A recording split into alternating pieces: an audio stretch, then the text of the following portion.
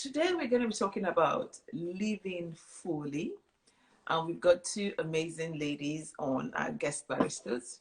We've got Uju Aderemi, Princess actually, Princess Uju Aderemi. And then we've also got Princess Rumbi Gisanrin with us. I was thinking about today's topic when I woke up today. I was thinking about today's session. And I thought a lot of us, we actually live our lives in holding patterns where we're holding on and waiting for something to happen. And it's for a lot of us, when this happens, then I will do this. When I get married, then I will do this. When I have a child, then I'll do this. When I get that job, then I'll do this. It's always something that we're waiting for. So we hold our lives are on hold, so to speak. But regarding today's topic, what got me started, I had this conversation with Uju. We're talking about single ladies, as we do. A lot of times we talk about single ladies when Uju and I are talking. And there was an article that I posted on my Instagram page. I don't know if some of you have seen it. I was talking to a lady who had just celebrated a significant birthday, and she wasn't happy. Seemingly, she hadn't achieved what she hoped she would have by this age. Not married, not a fantastic job. My heart really went out to her. So Uju and I had this conversation, and she talked about when she was with, because she married late, and all the challenges that she had while she was waiting. And reflecting back now, she was thinking, oh, I wish I'd done this whilst I was waiting. And Rumbi also, she runs a group for ladies who, she prays together with ladies who are waiting.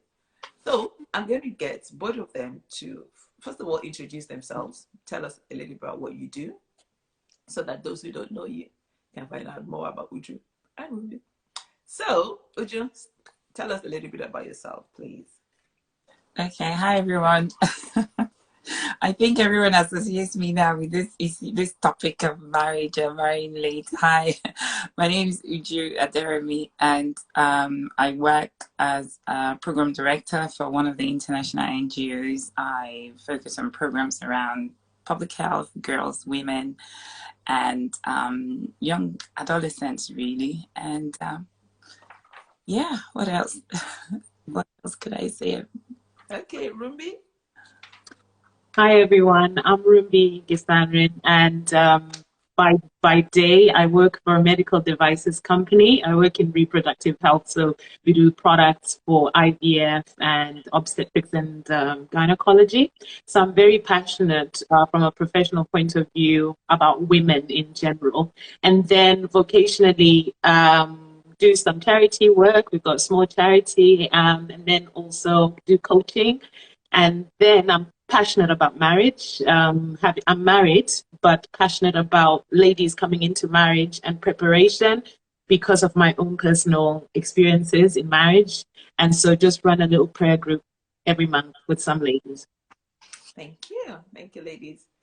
Okay, so let's talk about this topic, which, as Joyce said, very important topic. Uju, you didn't get married till you were 45. You got married on your 40th birthday, right? Yes, I did. Tell us, what was it like waiting till 40 to get married? Well, I'd like to say that it was easy, but yeah.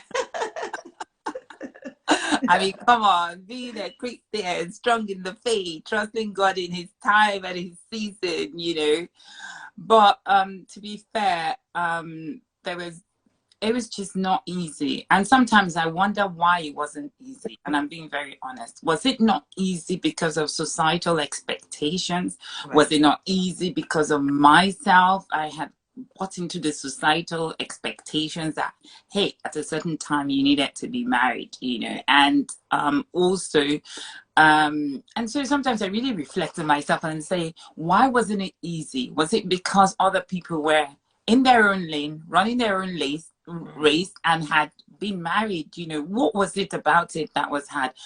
And in retrospect, I think it was just societal expectations. And of course, and even at home, I'm the first daughter to a proper Igbo man, you know, and as early as 18, I had suitors coming. And most people who are Igbo know that, you know, educated girl, the daughter of a professor, they were lining up at 18 and we thought we had all the time in the world. So there are various issues. But to answer your question in a nutshell, I think I made it not easy on myself because I let pressure, external pressures coming and do that for me. So that's why when people say, oh, it's not easy waiting. Sometimes I wonder right now when I reflect and when I talk to a group of people that I talk to, and I wonder, why is it not easy? Really, can you tell me why it's not easy? And I think for me, the second thing was because of societal expectations. There were things I was waiting for. So I was living in a holding pattern. There were certain things that I wouldn't allow myself, let's put it this way, or because I framed it in the sense that society would not see it that way. You know, I wouldn't allow myself do certain things because I was waiting for this unicorn. When I get married, I'll do this. When I get married, I'll do that. Because growing up as I did, as I say, I'm the Ada, there were just certain things that you didn't do until you were married, and we didn't see people doing until they were married, and people who did certain things were given a certain name. Oh, they're too independent, and you know, and all of that stuff. So I would say, in a sense, it wasn't easy because I was waiting for marriage for a long time for my life to start. I think, well, you know, you get to a certain age and then, you know, you marry, then you have children, then you start living life. So that's why I would say, if I had to say, that it wasn't easy.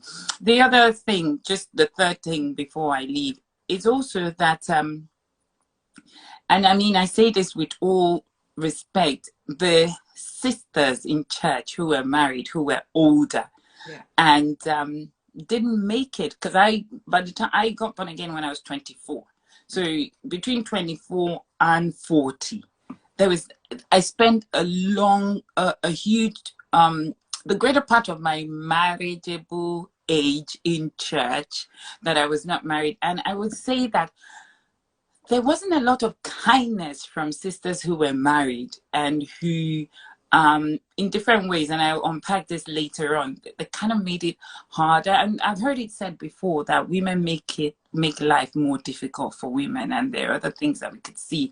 But then again, the onus was on myself also to seek out those who could have helped, those who could have mentored, those who could have been sounding board. I mean, the Bible talks about in a multitude of counselors, you know, you don't go wrong. But there were these sort of separation that came at the time. I'm not sure it happens now. So there was the married and the unmarried. There was this sort of line that was a little bit invisible that kind of separated and magnified it. So I would say those are the three key factors. And notice that when I do talk about them, I say mostly that they're internal. And I'll unpack this later, because we let the external affect us internally. And you know, there's certain people who went through that period who are in their 40s, not married, absolutely thriving, you know, and that's because they've done some work internally. So I would say those are the three key things for me. Okay, so marriageable, societal expectation, the pressure from outside. That became internal pressure. Became internal pressure. And what was the second thing? It was also the holding pattern, just not allowing myself, not giving myself license to leave, you know, basically. Okay. And the third thing was? It was mostly about, for me, my particular situation was around, you know, church also. Church not doing more to help. Okay.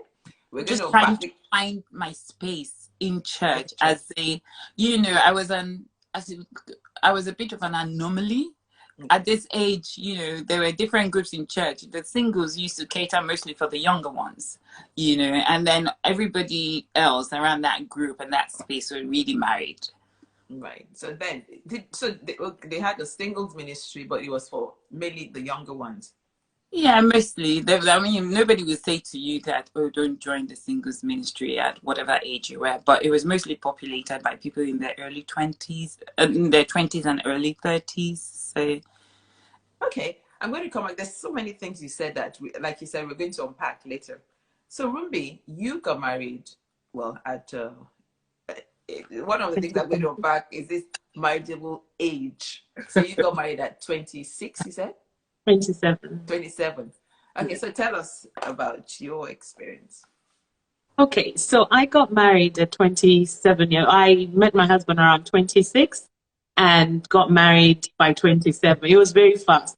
Okay. He proposed quite quickly, and I knew he was the one, but we got married in a short space of time, I think within a year. Okay. And I think one thing I would like to just put out there, which when Sister Uju was talking, was in my case, I feel like sometimes the race is not to the swift, nor the battle to the strong. And sometimes with the experiences I'm hearing and sharing with the ladies who we pray with, that obviously there is a time that I'm waiting for something for a very long time, which is a subject for another day. So I understand pain and waiting and how hard it is. But then within all that, you have to find a space to, for God to use you productively, because, time can just pass you by. So coming back to my story, got married at 27. And immediately we wanted to, start trying for baby and all these things that you do against societal sometimes pressure, or just, it's just the natural thing that's expected. And then you start dealing with life, right? And when you get married, you realize that sometimes, it's not all about just having the husband. There's so many things that come with this package of marriage that is not talked about, that we don't share. Yeah. And so I started going through, challenges in marriage, just communication with my husband, for example, dealing with in-laws. Yeah. Thank God my in-laws, have been very kind and good to me. I really have to thank God.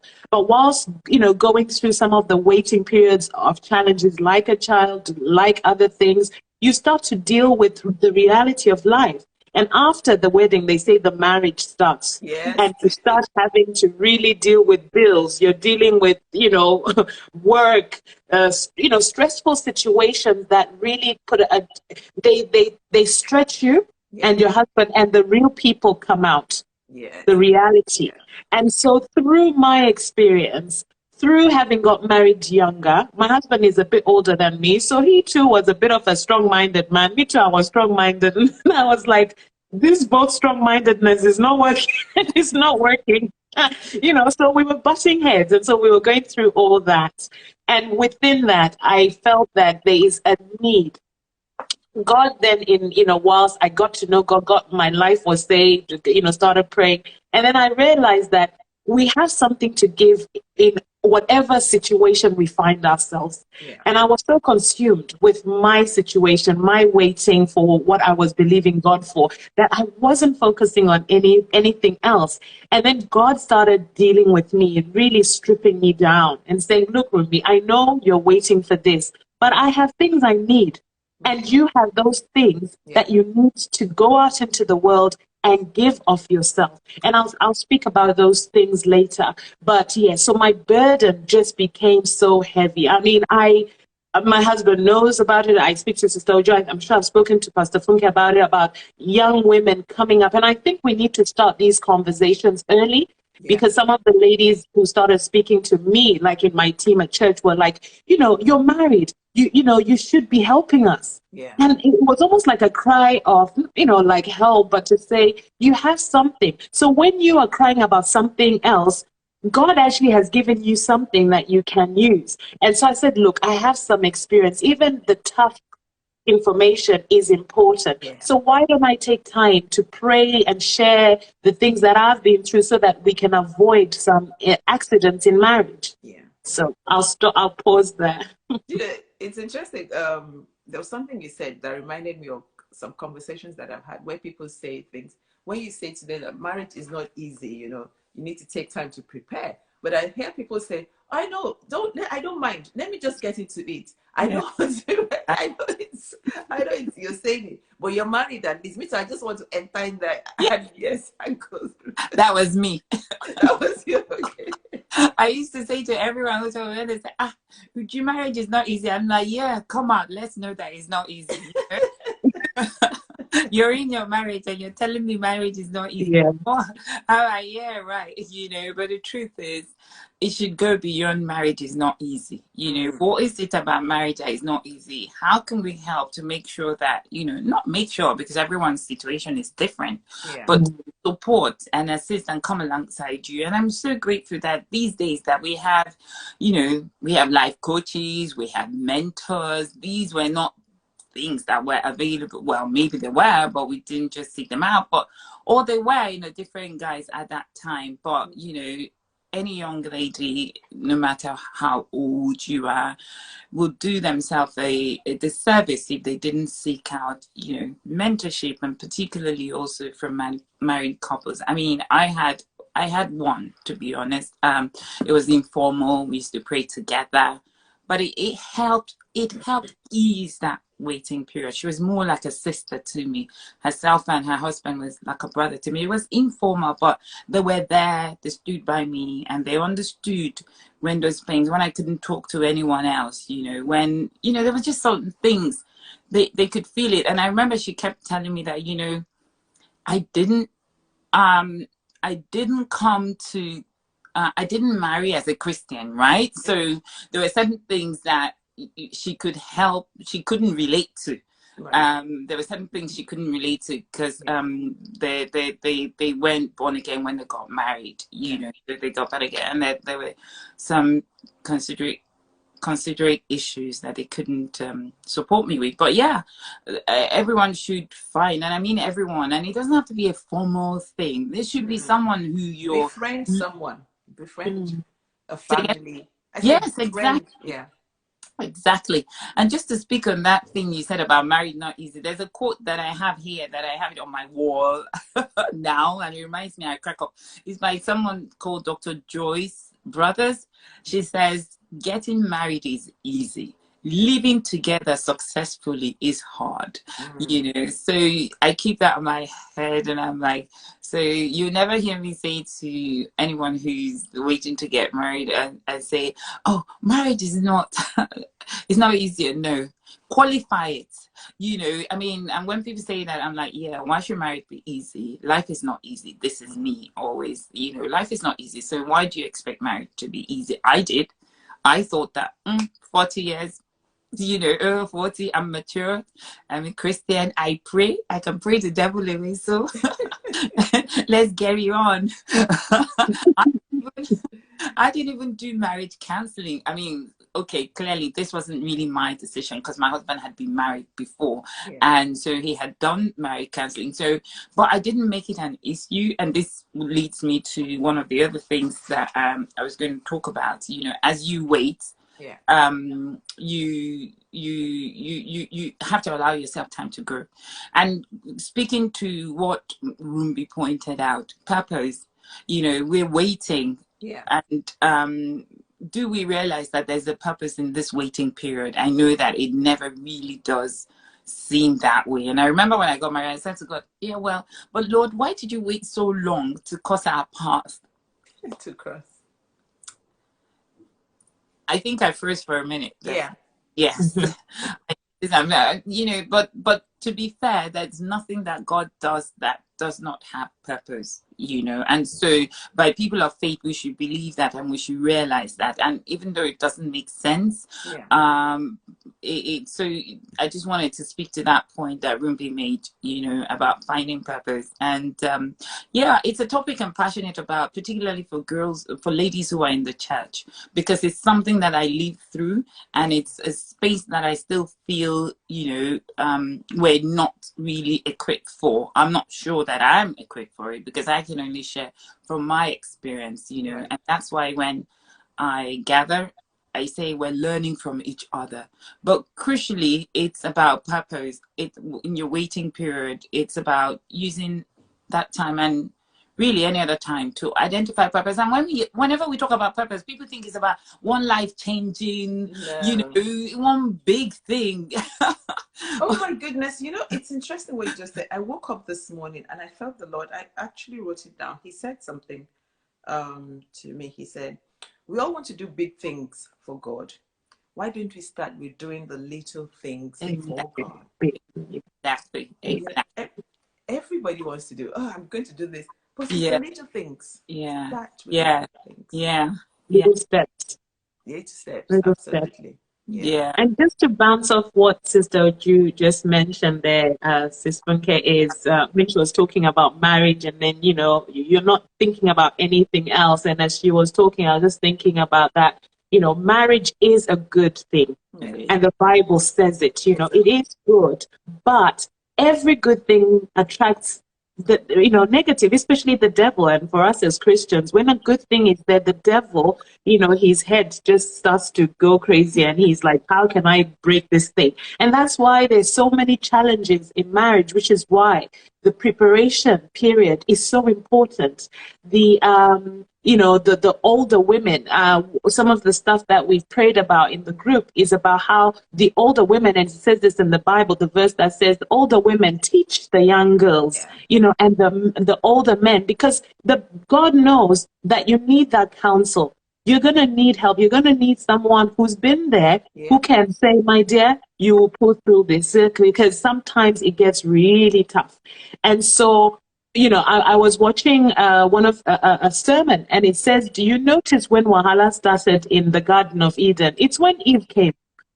Before, everything seemed to be calm, you know, Adam was going about his business, talking to God. The moment Eve came is the moment Satan decided to come. So that coalition, that coming together, always will seem to attract some challenge from the kingdom of darkness. So one has to gird their loins as a wife, as a husband even, because that attack is almost like was pre-decentered, and it's always going to come somehow. So it's not a walk in the park, as good as it is.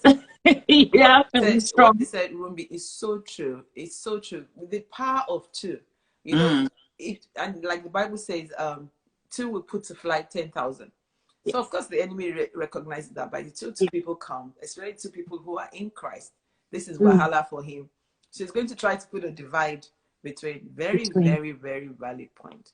But you know, I want us to talk about this preparation period whilst we're waiting. What are the things that we should be doing whilst we're preparing, so that we can go into marriage not as a single person married another single, but we go in a wholesome person? What are the things that we should be doing? Uju and Rumbi. So, especially you, Uju, looking back with hindsight, this is what I should have done. So yes, but I can only speak for myself and speak that I know that essentially that growth is important. I didn't allow myself to grow in certain areas because it was like an invisible thing that I put. It was a case of, as I say, I can only speak for myself because I know I've talked to a lot of young ladies who are in their 40s and going into their 50s, and they're allowing themselves to grow, and they're allowing themselves. There are certain things I was really, honestly, there's a cap, an invisible cap I put on myself. When I married, this will happen. So one of the things I wish I had done was allowed myself grow in certain areas. I'll give you an instance. I didn't even come to do my master's. Each year I kept pushing off my come to do my master's. Is not the same right now, but I knew where I wanted to. I left here. I went back to Nigeria because I wanted to get married, and I wanted to get married somebody who wasn't my tribe, you know. So I really wanted to get married. So yeah, Joker. So I went back to Nigeria. After school, I came here. I went to school in Nigeria. I came here for a bit, you know, and when he looked around, I was like, oh, marriageable age, you know, let me go home and get married. So I was in this waiting thing for like 10 years. I'm not joking. I mean, after that, I got born again, and I was waiting. Even my master's, I knew it was time to go do my master's. I wanted to do public health. I kept pushing it, you know, it was that thing of waiting. I wanted to, I remember when I turned 33 I wanted to adopt. I've always loved children. So, I mean, a lot of my friends thought that I was going to start an orphanage. I wanted to adopt. It had been on my mind from when I was 30, 31, 32, you know, I wanted to adopt, but no, it was a case of no. And I kept thinking, are you But saying? wait, Uju, did you want to adopt because you're thinking, oh, my biological clock is ticking, or because you just wanted a child? I wanted a child. Okay. And I always wanted children, and I felt that I had enough love. I suppose mine is a little different. My grandmother I grew up with a grandmother who ran an orphanage, you know, so I understand the importance of young people. And I kept thinking, well, if I get married, the man will probably love me, love my kids. And everyone said, no, you can't adopt, you know, you can't do that. But that's maybe an extreme. You know, I even went as far as wanting to do IVF in my 30s, you know, because I just wanted a child, and I wanted to spend some of my best early years in court with the child so that we could grow up together. And it wasn't really, but the thing that I thought, and the thing that really resonates with me now so strongly, is that scripture that says the thief comes, John 10:10, and the thief comes only in order to steal. I'm reading the Amplified Version, and kill and destroy. I came that they may have and enjoy life and have it in abundance to the full till it overflows. Certainly wasn't living a full life, not to talk about overflow, and what is inside comes out. So what are the things that I wish I had done? I wish I had sat down with God and sorted out my purpose, you know, and understood that, yes, even though I felt that my purpose was tied to children, to young girls, to mentoring, started something along those lines, come over, done my master's earlier than, you know, when I came to do my master. Oh my God, I struggled with kids who were 20 something when I was, you know, or 19. You know, it would have been a lot easier. What else had I done? A few of the things that I also tried to do while I was waiting to make myself happy. I filtered a lot of money. I bought things to make myself happy, to, you know, not necessarily, I could have invested, but again, one of the invisible things I put in my head was, oh, for instance, at the time, and I don't even know where this comes from because it was suddenly a myth. I remember when there was an opportunity to buy land. When I used to work in the bank, you know, I'm like, oh no. I remember saying to my friend, you can't buy land. You know, how are you going to buy land? That's like something that your husband should do, or something you should do with your husband. And I did have the money at the time, you know, well, filtered it away. But and also there were other areas that I wanted to grow towards. There were certain things I wanted to study, but when I hadn't even done the first master's I wanted to do, how was I going to allow myself? And then I wish I had just, you know, kind of like come out of my box and lived life. I did spend a lot of time in church, but I did it because I wanted to keep myself from trouble. So I ran into church so much. I did everything, every department. I didn't want to get into a space where I would potentially, in a sense, fall. So I didn't even trust myself because what I knew was the world and, you know, dating in the world, dating in Christ. And then I didn't have that space to examine and to understand, how do you even date in Christianity within my certain age, you know. I wish I had leaned a lot more, learned from some of my married friends about how they were raising children. You know, what were the critical decisions that needed to be done? When did you have to, you know, choices, school, how do you nurture children? How do you know their love language? You know, those things are so critical now. What else? I wish I had understood the importance of communication and understanding, you know, honestly, I just thought, hey, I'm nice, I'm good. Marriage is going to be great, you know. I wish I had prayed more beyond the marriage day. I had a book. I had we did a show about dining, setting, everything. I copied it, I clipped, I put, you know, how I wanted I was really set for the wedding day, you know, everything, every scripture, I was really set for the wedding day. I was set about the kind of husband I wanted, you know. I prayed for tall, dark, handsome, dresses well, you know, speaks well, professional, you know. Those were nice things, but beyond that, you know, I mean, thank God that I prayed for somebody who knew God, who loved God, who would not interfere with my service for God. All those are nice things, but I didn't think about praying through communication. And as Rumbi said, in-laws, or you know, or the complexities, or allowing people time to grow, and realizing that when you come into a relationship, when you come beyond that marriage, beyond that starry-eyed thing, people will grow. Yeah. And and people will change. Yes. Circumstances will change people. Are you ready to deal with that change? I certainly wasn't. And this also, and as Pastor Don't you find it interesting that when you're dating someone or courting someone, depending on wherever you want to do, where you may speak for hours on the phone, yes, and you think, oh, we've perfected this communication thing, until you get married, and then you find out that this is in fact, I couldn't have said it better. I've perfected this, Yeah. this communication thing. I wish I had also understood from the get-go that good support is important, and identifying that support as you're going into the marriage and agreeing that support.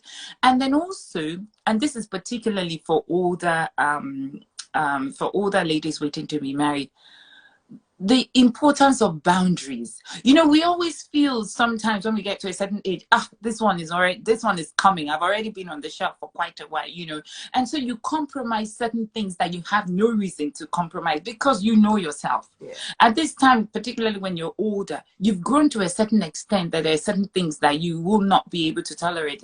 I mean, there's a friend of mine, she in church, she was telling me the other day that she met this guy, things seemed to click. And then I went out to lunch or dinner or something. Something happened. Do you know what she did? What? She took her bag and she left. She said, no, sis. Once I allow, I'll start compromising. I'll start shifting. She said, he seems to be someone who is into drama, who, and she says, I'm not. And I can't take it, and I know I can't. So that for me was someone who had understood herself, grown into herself, understood what she can and can't. But the older we get, we keep making excuses. Oh, this will be fine. After I marry, it's fine. It's okay. No, you need to address those issues. And if you need help to sort them out, begin to sort them out. Yes, it's all well and good to buy the wedding dress like I did. I bought like 7 years before. I believed God. I bought this dress. It was a sign of, my faith. Those are really good. But making investments into how you potentially want your marriage to be, how you potentially want your future to be, praying those prayers. I knew everything about every prayer about marriage. I knew it. Wake me anytime. Ask anybody, what is my prayer point? What would you like? Marriage. It was written on my forehead everywhere. I didn't pretend about it. But do you know, I spoke about marriage more than I prayed about it. I did. I spoke about it more than I prayed about it. I had to get to it. And it drove me. I remember at a certain time, it really did drive me quite a lot-ish. But I kept thinking, I will marry. God knows I desire to marry. I don't know if that makes sense. Yeah. So, he's going to send me this thing, I remember when I woke up, I'm like, girl, get with the program.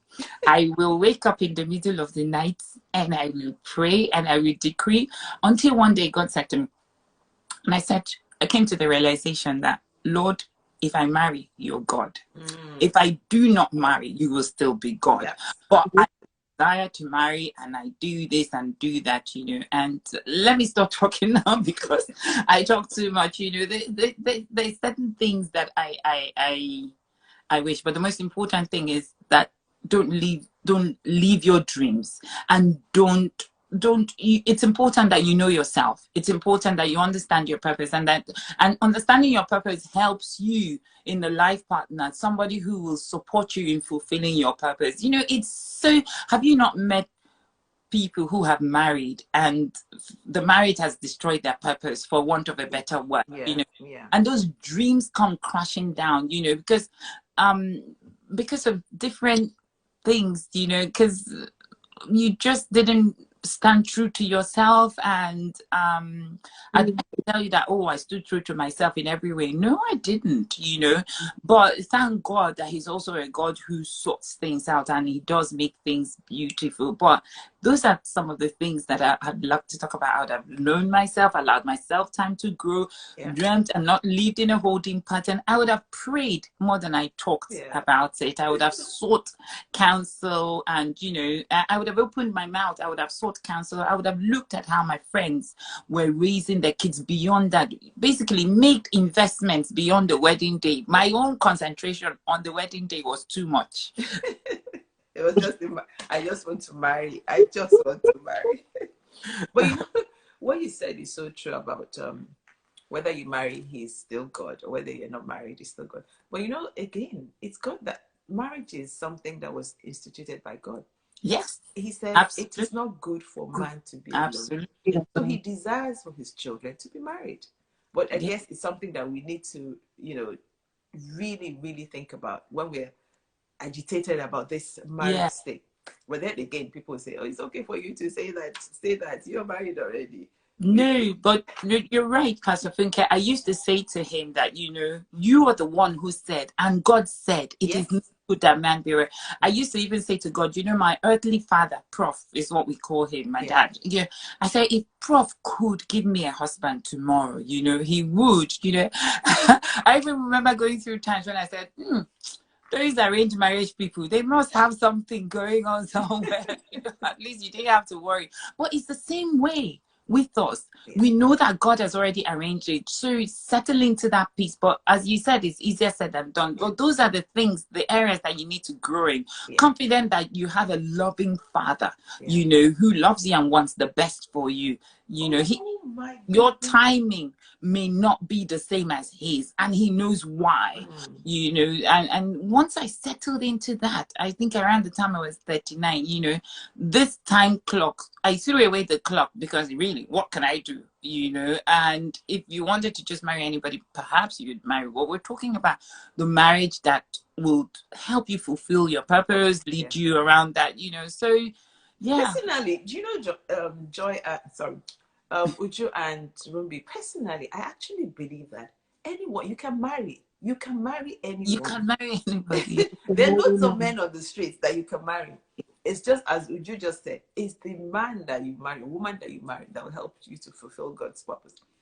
But guess what? I just saw something that Joy posted. That's why I called you Joy. She said we almost idolize marriage. Yes. Yeah. Oh my goodness. Can I just add a little something to that? Speak to that. So just to add a bit on what Sister Uju has said and what Joy has mentioned, that, you know, there is this idolization of marriage, idolization of children. You know, God, these are gifts from God. Yes. And we don't, you know, there's no need. It's not a need, actually. Having a husband is not a need. Most often than not, it's a want. But it's a promise from God. But we change it into a want. And when we want it so badly, we do anything for it. So I've got a few things just to maybe fill in about what I've learned from my experiences and what Sister Uju mentioned about purpose. I learned late in my journey, whilst waiting, and I'm still waiting, that my purpose, God's purpose for my life, is more important to him than what I'm actually asking for. Absolutely. And so what I spent so many years, this Bunke, so many years, I cried. I asked my husband, I am a crier. I can cry. I will cry when if I see someone about to, I'll start crying. And just imagine, for my own thing that I was believing God for, I will cry and cry and cry. And honestly, those years that I cried so much and I was literally heartbroken, I never moved. Never did anything as much as I have done now in the time that I found my purpose in God. And God, I think, with his mercy and endless love, talked to me about purpose. And he said, you know what, Ruby, this crying, it will not change my plan for your life. It will not change the timing that I have for you, and I have a perfect time. So I have needs in this world that I have put inside you to go out and do, whilst you're believing God from me, what I am going to give you at the appointed time. But there are many things I still need to work in you. And he started working in me. It honestly, like, really suppressing my flesh. My flesh was so loud, you know, I just, you know, it was quite selfish to myself and selfish to what I wanted. And because God has a purpose for our lives, and I am a lot about purpose. I write about purpose. I talk about purpose a lot, because I truly believe that we are not here just to have a husband or just to have the children. Incidentally, at a point, even children, they move off and they go. They still your children. Yes. But what is going to remain when these things happen? Yeah. We know in marriage that sometimes, you know, the relationship can go where it's sort of moving away from each other because, you know, you need to feed it. There has to be something keeping it, isn't it? So besides my husband, what else am I doing? Is it, you know, what's my purpose in life? And so I started focusing on the things that I knew God had embedded in me, which incidentally are not about me, but about the world, about other people who have a need, who are waiting for what I have. And so, you know, like Sister Ojo, I love quotes. And one of my favorite quotes is that the most important 2 days in your life is the day you're born and the day you know why. Yes. You need to know why, you know, besides the children, why else am I here? What else do I have to impart into this world? And so when we've been speaking to the girls, I mean, our base quote about our prayer group is he that finds a good thing, he that finds a good thing obtains favor, obtains favor from the Lord. Yeah. And so it is men who come to find. Yeah. Even it was presented to Adam, you know, by God because she was a, you know, and when he saw it, he said, "This is rib of my." He recognized it. Yeah. And so we try to build and instill that confidence. What Sister Oju was saying, that don't waste, you know, your precious self thinking you're not enough, or you're, you know, because you are very much enough. And God says you are a carrier of favor. So I bring favor to my husband. So Wale must get favor because I'm here. Yeah. Yeah. And so understanding those principles, I think is also important that, you know, like for me, believing God for children, you know, I have to tell myself, I am a joyful mother of children. You know, my children shall be like olives around my table. So I'm believing God for those things and knowing who I am in God. There's a difference when you now become very sad. And a lot of us women, sadly, women in particular, can become sad. Sis Funke. Yeah. We become a recluse. Yeah. We become the worst bridesmaid ever. We don't go to people's, you know, like baby showers, things like this. And you need to ride above yourself and say, God, help me to become a blessing. And the Bible tells us to rejoice with those who are rejoicing. Yeah. So one thing that personally I had to do, and I thank God for those lessons, was to rejoice with others. Yeah. So there is no one who have a baby that I know of I will not bless. There is, you know, women who are waiting for the husband. Bless people who are about to get married. Be there, support them. It's a very stressful process. You know, those who have children, go and babysit their kids. Be that good auntie. I think we heard this from Abby, and when they were talking about how they were the best auntie and the best uncle before they had, you know, their baby. Yeah. So that's what I want to say. And practicalize your faith. Yeah. Don't wait, you know, for just the marriage. No, start practicalizing, like Sister Oju said. Pray about important things. Pray about, you know, what you need to be a better wife. Yes. If you can't cook, go and learn how to cook. Absolutely. Because your husband is going to want to eat food. So if you're pretty, it's not going to be enough. You're going to say, but we're hungry. You know, pretty is not enough to get married. So. You know, and you think that all the lovey-dovey will always be. The marriage comes in seasons. There's sometimes things are going to be low or high. Yeah. So that bit. And then, I think that was it. And I think one last point I wanted to mention was something mentioned by Mrs. Awoshika one time and in one of her sermons. And she said, you know, when you get married, you know, you want to get married to somebody who's yoked to your destiny. So sometimes we are focused on the person. We're not focused on the future. Yeah. With the person, because if you marry someone who's not equally yoked to you and your destiny, it is going to thwart your purpose. You're going to be having a tough time in life. And, you know, it tells. If you're not happy, it's going to tell, especially for us women, we're emotional beings, and you will struggle. Yeah. So I'll pause on that. Wow. Well said, Ruby. Well done. That was awesome. Wow. Well done. Uju, tell us more. Pastor Bunke, what more do you want me to say? Let's go to this thing about marriageable age, where we think that we have to be married at a particular age. Where did that come from? Well, some of the comments here have said it's mostly about society. But then again, you know, it's not everything about society that we need to accept. So that pressure, you also have to guard yourself the same way the Bible talks about guard your heart. You also need to guard yourself.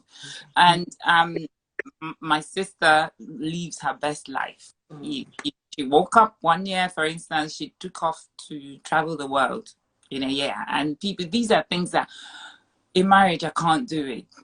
And these things that I wish I had done. So some of those things, you do the things, one of the things I say is, give yourself time to grow, but also waiting to marry to start your life, live your best life now. That's why I call living fully.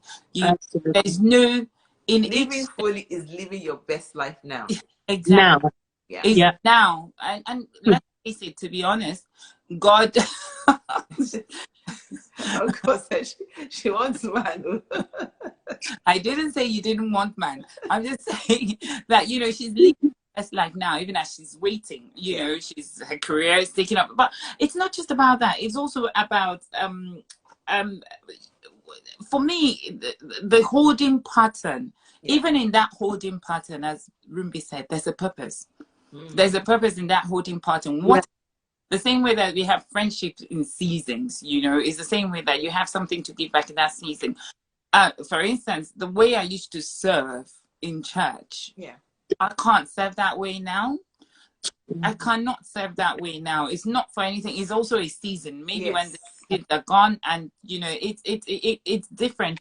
And then I mentioned that one about traveling. Oh my word! I got serious envy when she decided to travel around the world, because I thought that's something I've always wanted to do. But you can't do, and there's some things now. Yes, and thank God for COVID. We can work from any part of the world, But also, it's understanding yourself and knowing areas where you should change. I remember that around the time when I was 38 or 39, and I had been praying the same scriptures, he that findeth a way. Then it occurred to me that there were certain areas where I wanted to change, and that's bouncing off what Rumbi said. There's certain areas that I needed to change, and so I didn't realize. But I started asking, it started with a prayer. I can't remember now. Lord, are there areas that I need to change to be able to receive this man that you're going to send me? And it won't be a disaster, from the get-go. And I suppose that then he started working on that. Yes, Rumbi, I knew one of those areas I needed to change was to learn to cook. But for me, that was not such an issue. And you know how God works all things together. I did marry someone who loves to cook, so that was not a factor. But I remember that somebody did tatafo to him as soon as we were a little serious about getting married, and someone said to him that she doesn't know how to cook. She was telling him so that he won't marry your wife. Well, but the thing is, there are, one of the things I wish I had done was to travel a lot more. I did start traveling later on, but it wasn't really as much as I wanted to, and all of this. And there's certain things there are things that people will want to do. And I'm saying do them while even in that waiting period. But nothing, as Rumbi says, beats that life of purpose, nothing so beats important. It. And it's not just about keeping busy. I was keeping busy. I wasn't really living a life of purpose. I was keeping busy in the church. It was really keeping busy. It wasn't about purpose. I was serving protocol, usher, pastor's barbecue, pastor's PA. It wasn't, I was not living an abundant life. I was not. I was, if you had asked me then I would have told you. And all of this, my knowledge of God, sadly, it was growing, but it wasn't growing. I was just keeping busy in church. Just keeping busy. I have to interrupt you here, Uju, because this is so true. Keeping busy versus living a life of purpose. Difference, huge difference. Very. Wow. Yeah. Oh, gosh. Yeah. And to add to what church folks. We feel that we're supposedly serving God. Yeah. But I'm in church Monday, Tuesday, Wednesday, Thursday, Friday, Saturday, Sunday. We're just keeping busy and not working in line with God's purpose for our lives. Oh my gosh. Yeah. Anyway, please go on. But I just had to, because No. Please interrupt away. And yes, we were hoping to have a lot of questions and comments from people yes, listening, please. because this is not just about us. It was supposed to be about, you know. The other thing is, it wasn't, as Rumbi said, at that, and in a particular season, I knew that I could be more of a friend to my married friends, as they, more than they could be to me. Yeah. And I received that and accepted that, because their lives were, their lives are obviously restricted in certain things. So I didn't mind that I was, in quote, given more than it was that season. And now they're giving it back to me, you know, because all of them have taken my son as their own, you know. And but at that time, they didn't have the space, you know, raising kids. But honestly, I also wish I had learned a lot more also from the dynamics they had with the children, and the things they had learned, and the things they had said. And there's something that Rumbi said, or something that someone, one of the comments sparked, that I put in my note here. It's avoid envy. You know, you never really know what is in people's life. Oh no, that adage in all that glitters is not gold. Not gold. It's not about that. Don't wish to be anyone, because you don't know what their burden is. You don't know what they're going through, you know. And I always say, there was that famous quote on Instagram that little girl said, you know, stay in your own lane, you know, basically stay in your own lane, because all of us have different races to run. I mean, my best friend has 2 grandchildren, you know, or her kids are all graduates. I mean, there's 4 years between my son and her first grandchild. You know, it was, envy didn't come into the matter. You know, it could have. And for us to maintain that relationship, everyone has their own lane and everyone has their own time. It's just a matter of trying to fulfill yourself. And someone put a comment here, and it's part of what we've been talking about, purpose. You know, allow yourself time. Rumbi talked about crying. Yes. Would you cry sometimes? Of course you should cry sometimes if you want to. Crying is perfectly healthy. You know, you want something and it seems a bit unattainable, and there's nothing you can do to attain it, you know. So sometimes you feel helpless, but pick yourself up the next day. So allow yourself time to go through those emotions, and don't be too hard on yourself that, oh, I'm crying, because of course, cry. God gave you those tears. It's part of you expressing yourself. You know, you get up the next morning, but don't wear it on your head, you know. And I know it's easy for me to say, you know, but when Pastor Funke, when you talked about the lady that talked to you about her not wanting to, not feeling fulfilled at this time, you know, I could relate so well, because we have been made to think that whatever we achieve without that husband or that child is not an achievement. And you know, who said that? Where is it written? That's why I talked about earlier about external forces and accepting it internally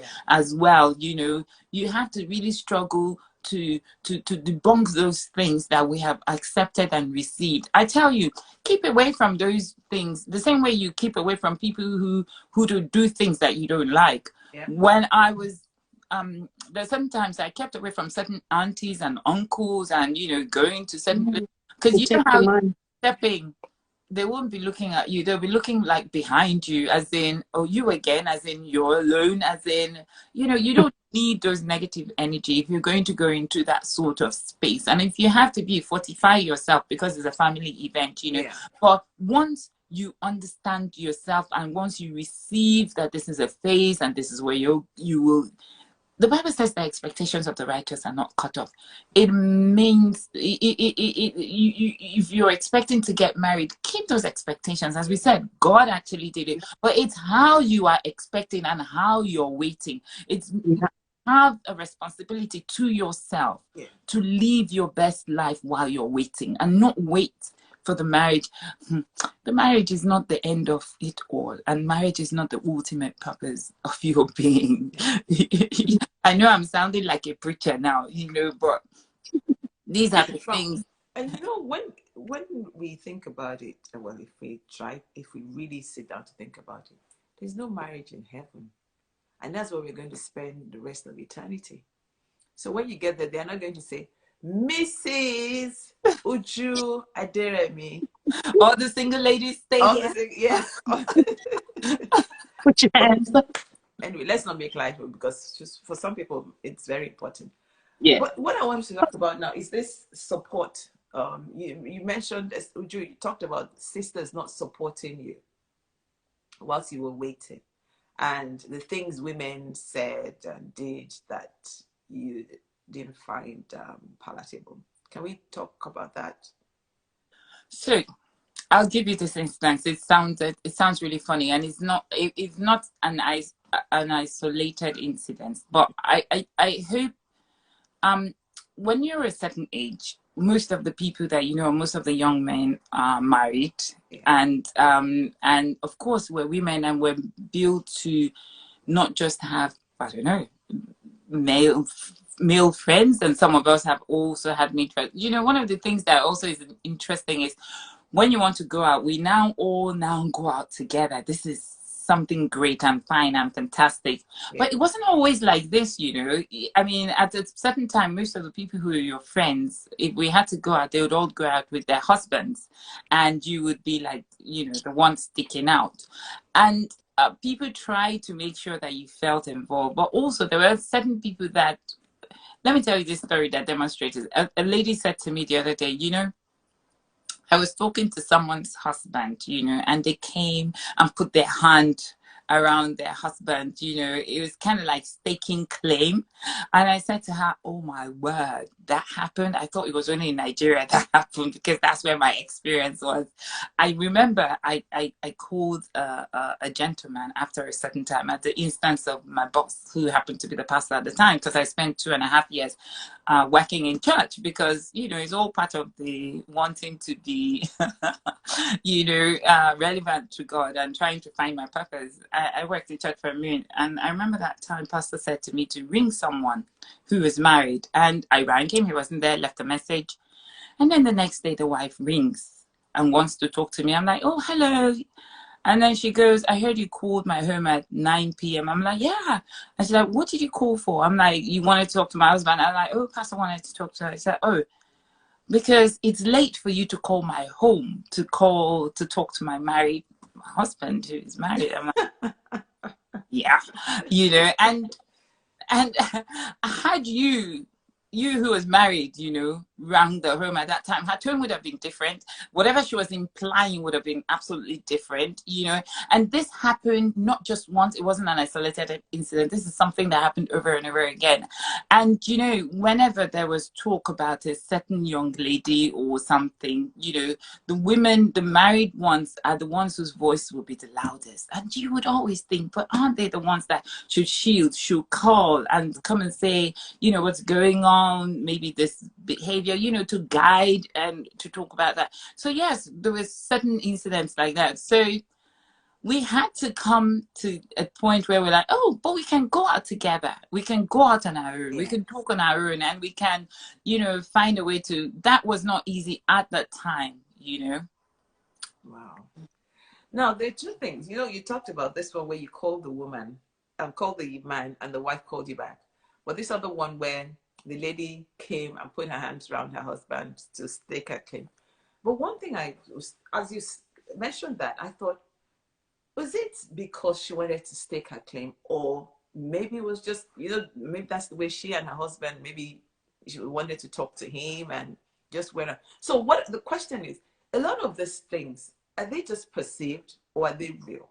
Are they things you think, oh, this is the way she's, oh, because I'm talking to her husband, that's why she came to her husband. Do you understand what I mean?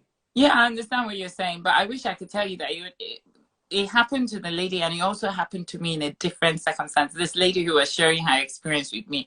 And I remember thinking, it just can't be, it just can't be isolation. You know, she was sharing that with me, and I said to her, whoa, that happened to me at this particular time. Exact same thing, you know. Oh, wow. Okay.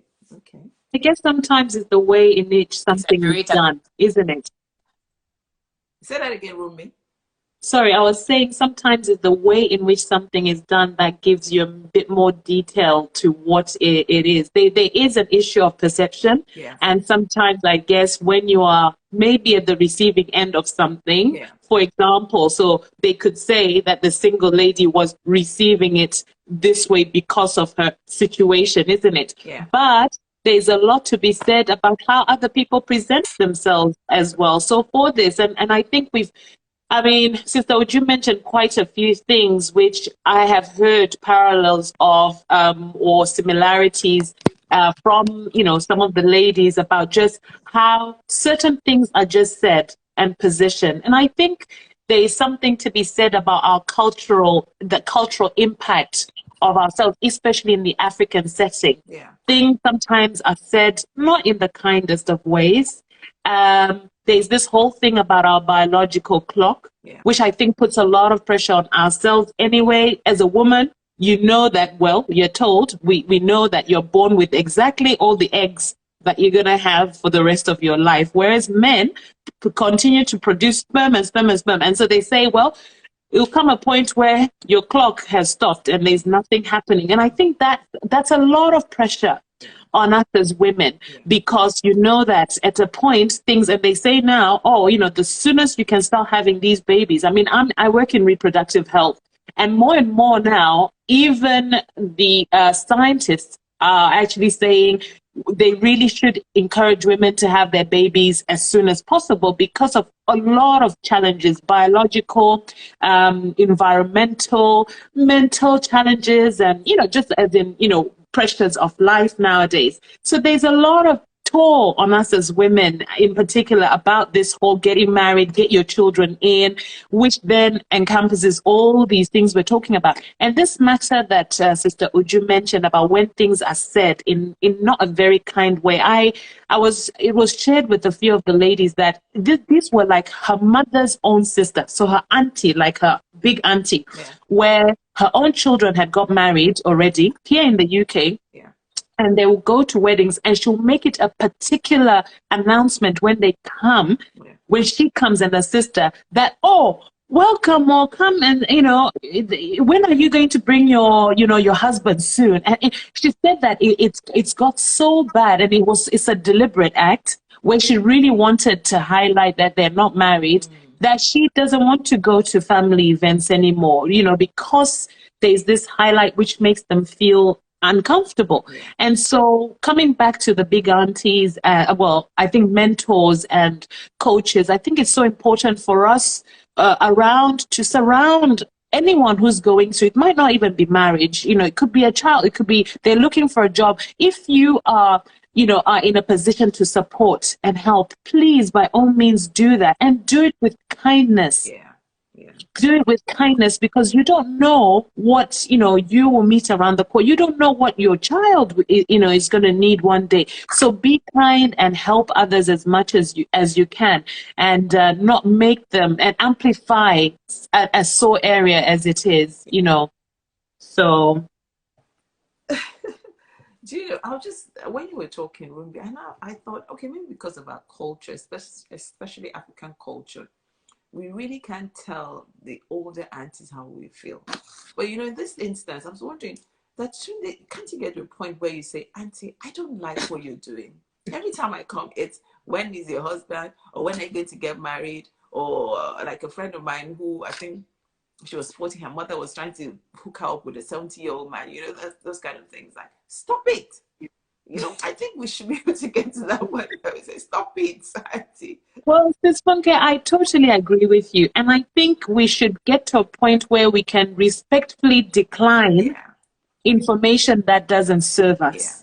And I think you actually find that the person who's perpetuating this tends to actually get to a point where they take a step back and actually say, because sometimes we're too nice for it doesn't benefit us anything, where someone is like Sister Uju said, it's about boundaries.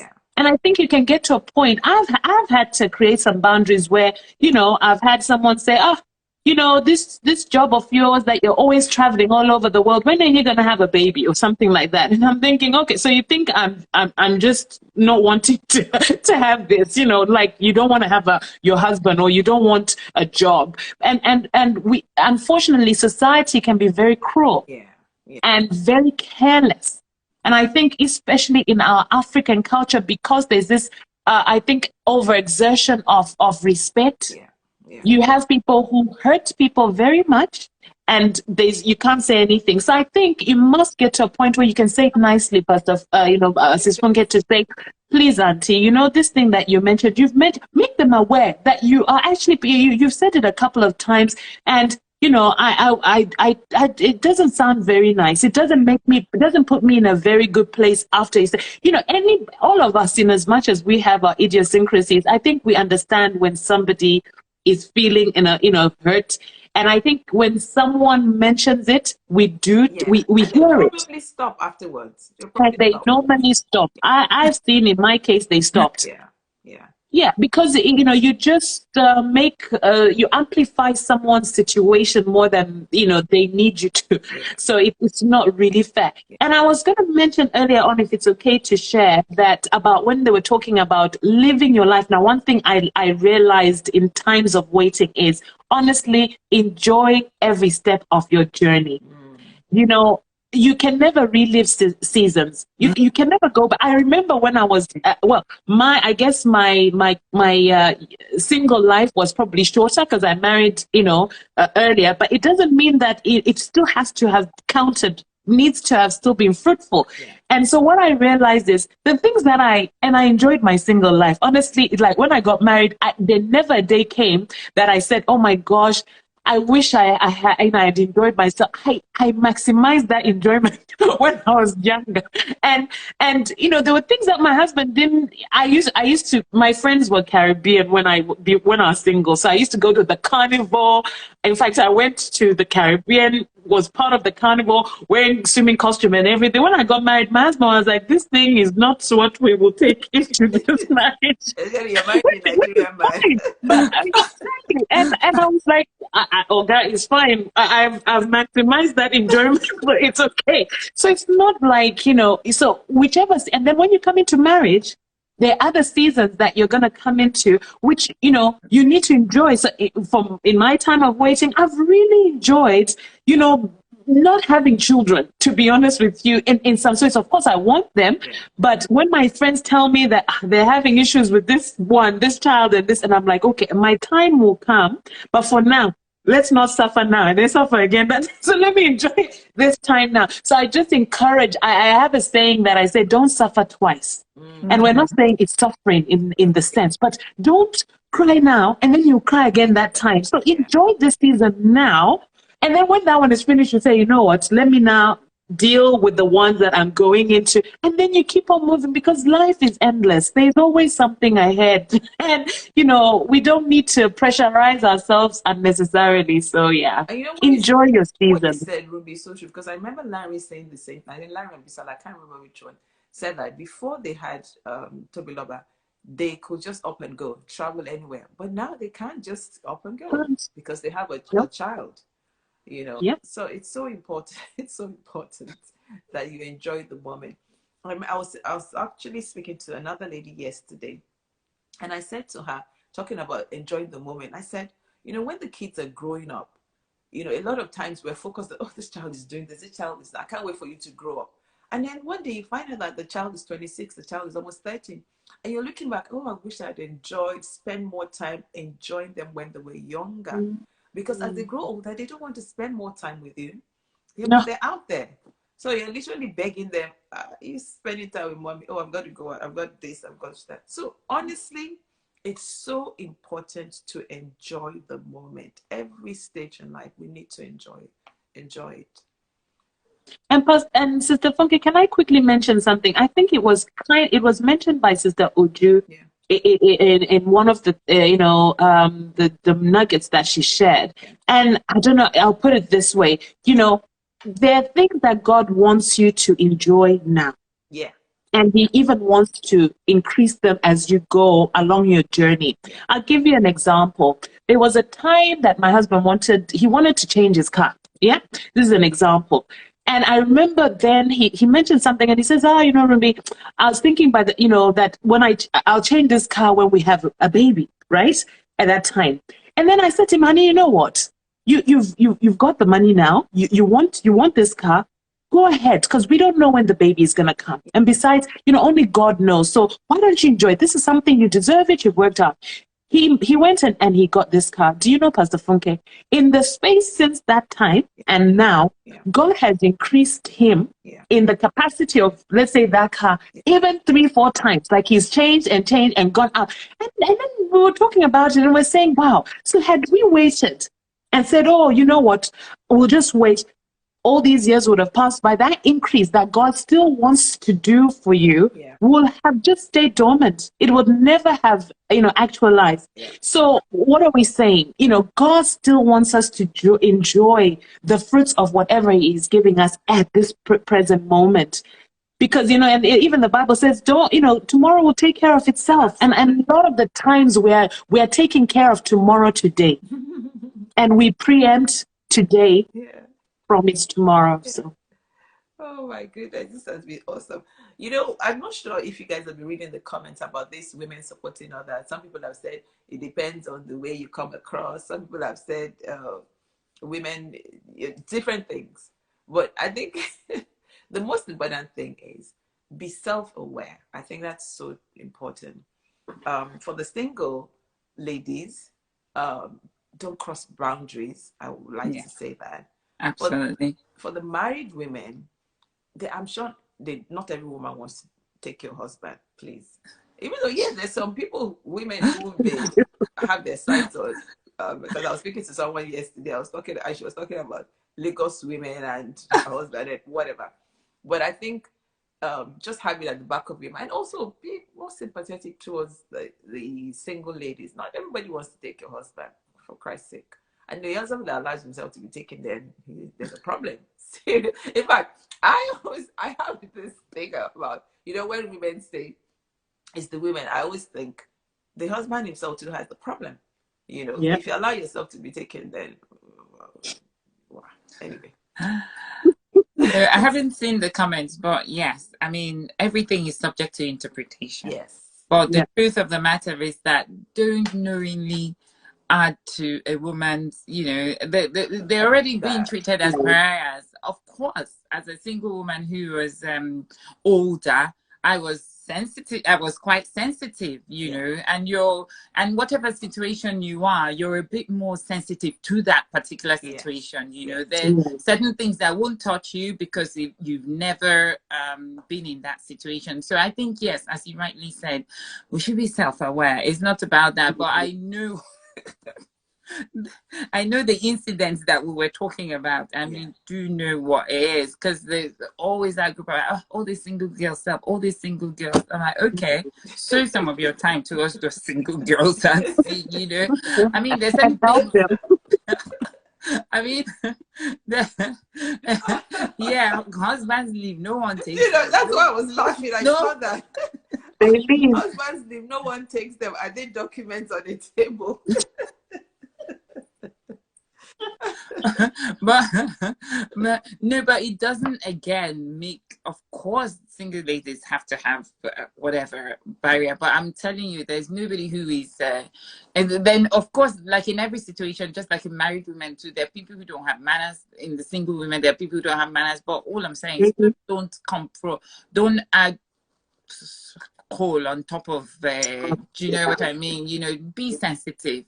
It's the word, be sensitive. It's not about, of course, if you're genuinely affectionate towards your husband, be genuinely affectionate to him wherever you see him. That doesn't, and so yes, so maybe the person misinterpreted, I'm happy to say that. But yeah, that was just an example and an aside. But the other thing,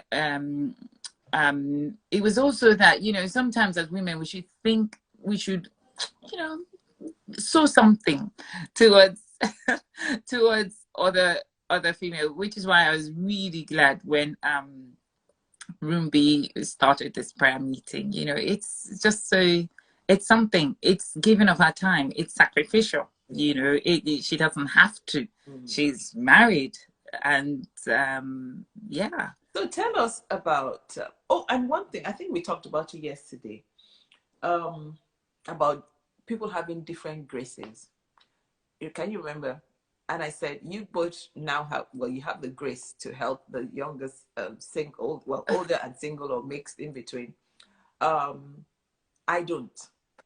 I have graces for other areas, and that's okay. Yes. The most important thing is that you are doing something for God. You're serving humanity in different ways. And for other women. For other women too. Yes. Or children, whatever it is. Yeah. Yes. But whatever it is. That we're all doing something. Yeah. So I'm not going to say, because I'm a married woman, I should be doing something for the single ladies. You know, no. I don't have that grace. That's the truth. And that's because I don't talk a lot. And, you know. You think, Pastor Funky? I know, I don't.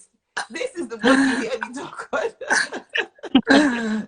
I know. But yes, so before we end, this has been absolutely fantastic. Seriously.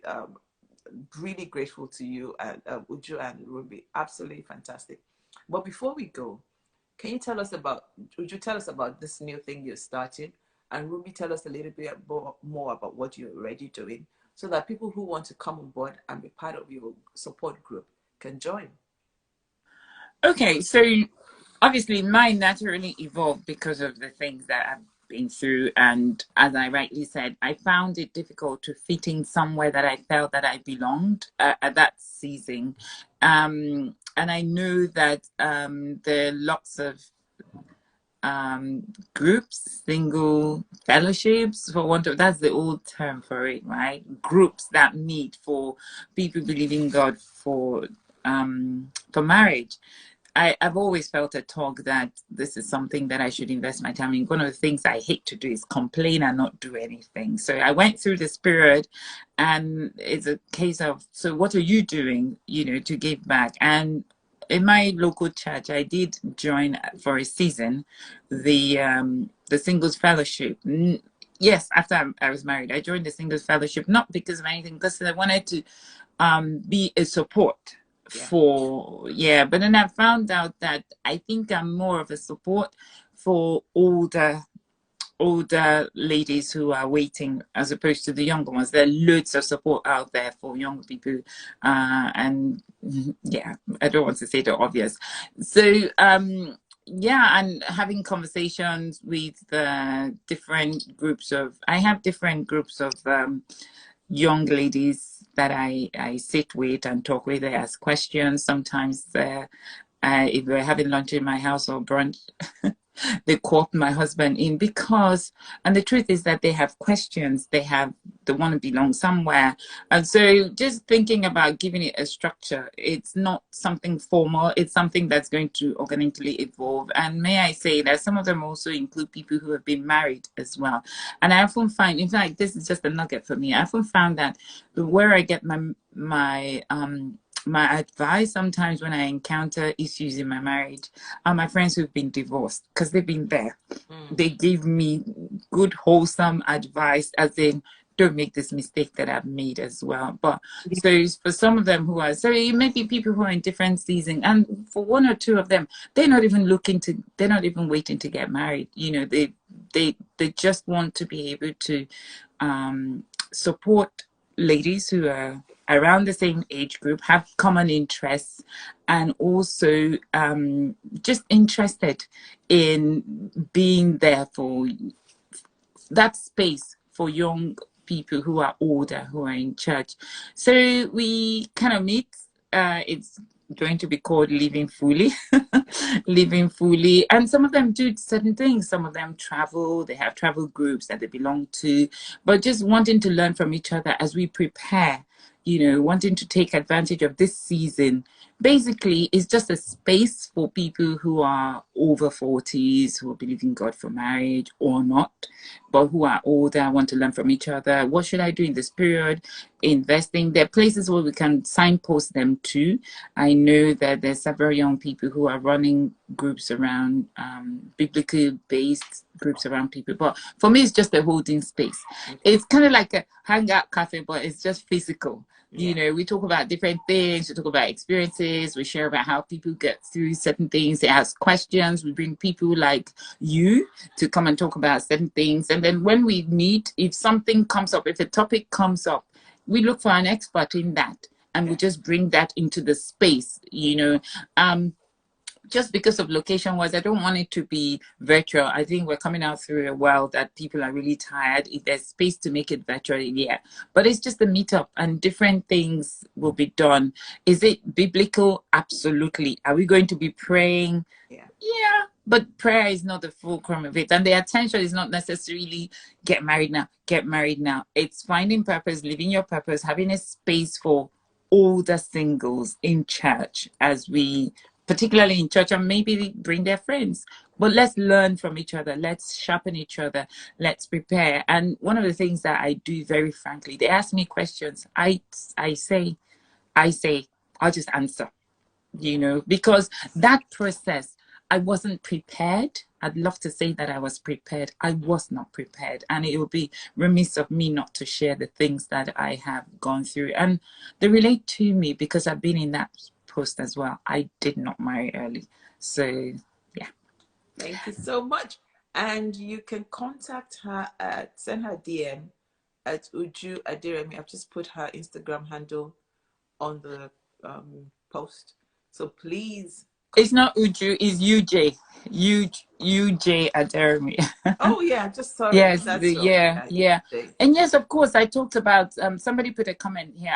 I'm just reading the comments actually for the first time. Somebody put, as I said, there's some people who don't want to be married, but yes, as mine is specifically addressing all the singles who are in church, waiting, living fully, whatever that means, you know. Okay, so it's UJ Aderemi. Yeah. Okay. Yes, and there's something that I forgot to the mindful. One thing I wanted to reinforce is mindful of all of this thing is in chemistry. I remember telling you this in one of the conversations. There's something called standard temperature and pressure. Yeah, so different chemicals come together. It's that P, that pressure, that life will throw at you. Life will throw lemons at you. Are you ready and able to make lemonades out of it? That's what we want to do in this space. It's very casual, very, you know, it will evolve organically. It's just basically trying to put structures to something that I'm already doing, something I feel led to do. It may be for a season. I'm not saying this is my ministry or anything. It's just, I just want to provide that space that I didn't have for people who want that space. And it doesn't matter where you are at. Okay. Thank you very much. You know, Design Cocos just put something. I think I would love to have an Instagram session for women who will come up and say, I don't want to get married. That would be an interesting one. Seriously. Yeah, I can tell you one of the ladies that are in, she's like, it's not the uppermost thing in her mind, if you know what I mean. Yeah. Maybe speak to her, please, on my behalf. Maybe she'll come. Rumbi, can you tell us? Okay. Yes, so that we can. Thank you, sis. So our one is called, well, it started, the actual little ministry is called Shiloh, which started a few years back, and it's really about the whole story of Hannah, where Hannah kept on going to Shiloh every year. She kept on, you know, knocking on that door. So that ministry is called, but the particular one, the angle of it, which is to do with standing with the ladies believing God for marriage. So it's those who want to be married, is called Found. And it comes, you know, that comes from that verse we shared, which is he that finds a wife finds good thing and obtains favor from the Lord. So basically we stand with ladies in the group every month on the first of every month at about 6:15 a.m. We only pray for 40 minutes, and the Lord lays a topic to pray about. And it's a lot where the word that comes, we then, find how we can practicalize it in the situations that we're in now. And so looking at some of the things that Sister Uju mentioned, that you mentioned, sis, about, looking at what can you do that will help you for what you're believing God for, and make you pray more intently and more sensibly, rather than just preying on fleeting things. So we do this, like I say, and also another angle is, which we are still developing, is about debunking the auntie theory about how aunties can make life difficult for the older ones. And I'm from Zimbabwe, so when we were growing up, we used to have what is called kuraira. Kuraira means counseling, and the counseling used to happen where the older women would sit down with you. And I remember my grandmother, when she would come home, she would call all of us, especially the girls, sit down, and she'll start telling us, when you're starting to become how do you say, when you're reaching puberty, be careful how you dress, your breasts shouldn't show, all these kind of things, don't show yourself. And then when guys come to you, don't let them touch you anyhow. And so when you further developed and you're getting towards marriage, they will sit down with you again and start talking to you about marriage. When your husband starts getting very loud, try and be low. We are still trying. We are still trying. We didn't listen very well. But, these things they used to teach us about how to live life practically as a wife. How do you treat your in-laws? So it's called Kuraira. So a couple of my friends, and Sister Ujus has, I think, finally agreed she'll join us, we're called the modern aunties, where we are cool aunties, but we are back to basics. We help, and support and listen, and actually, not hide information that we know that this thing is not easy, and then you kind of make it look like it's all hunky-dory. You give false how do you say, expectations, and that's why sometimes we're falling, because you thought or nobody told you. So that's what we do. And we, like I say, we pray every month on a first of every month, and you can message me on my Instagram, and then we can enroll you. So we just keep it, we don't make it too serious, but we want to pray about important things. And so we're going to go on the Rairo. In the next coming few months, we'll start having sessions where women who've been married, so we have two already, my friends Temi and Annie, and Sister Uju is going to join us. Collectively, we've been all married for almost, I think, 50 years. So there's a bit of experience to allow the ladies to ask questions, to ask real questions. We've had questions about sex, how, and nobody wants to talk about it. But it's something you're going to have to do, and sometimes it struggles, in marriage. So we want to talk about things within a Christian context, but a practical way. So this is what we do. Even when you're talking about sex, when you have the urge whilst you're waiting, it's another thing you guys should, I hope you guys will talk about, because, you're single, you have those desires. How do you, keep yourself?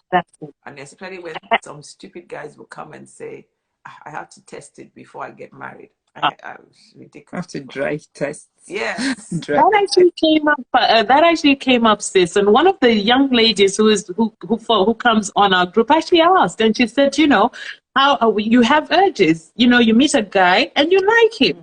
And so he likes you, you've got these feelings and you want, so how do we create these boundaries so that the feelings don't turn into action? Because once you've ridden it, sometimes they return it back. I'm so sorry for the fun, but so it's how do you deal with those things, with the boundaries and keeping yourself pure. Yeah.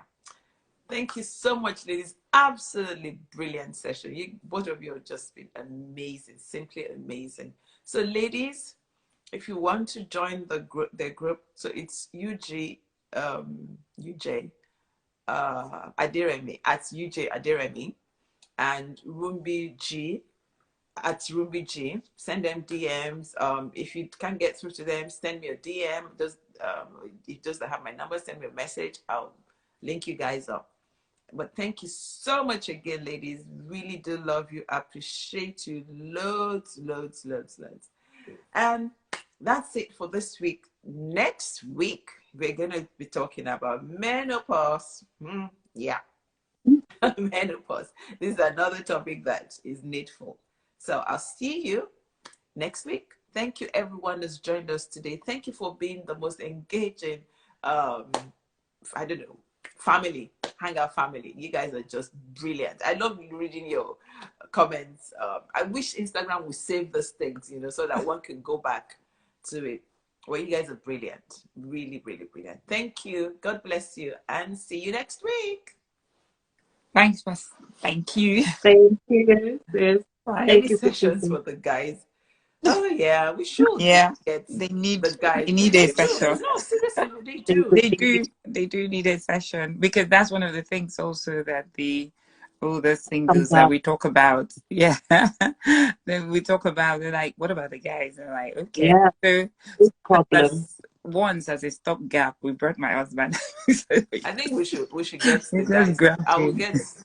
We'll do one for the guys. Definitely. We'll do one for the guys. The mentality of the guys, Sis Bumke, is, I mean, we had some guys who were like, they're in the 50s, they said we only want girls in their 30s because they are more childbearing. I was like, uncle. Seriously. And shocked. I mean, you'll be shocked. And this is the, some of the pool that the ladies are sort of having to avail to. So there's a huge, and we were talking with my friend, my sisters, and Benny as well, that we have, it's Benny, Annie, and Temi at the moment, and Sister Uju soon. It was shocking what the men say. Yeah. So there's a big issue with the guys. In fact, there's so many things with the guys. Yesterday, I was talking to someone. I hate to say this. I was talking to someone, and she was saying that why is it that when men lose their wives, they get married quicker than the women?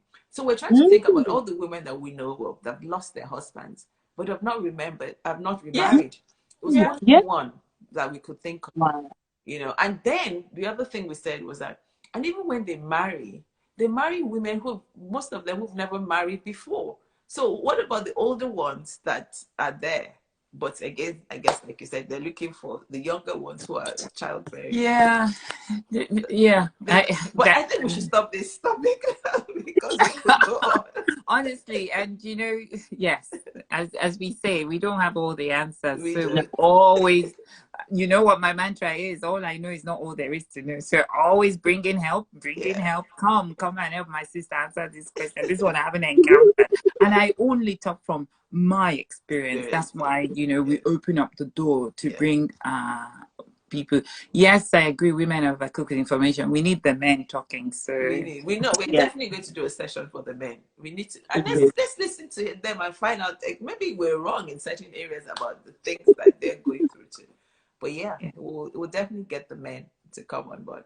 So thank you again, ladies, and thank you, sis. Bye. Bye. Bye.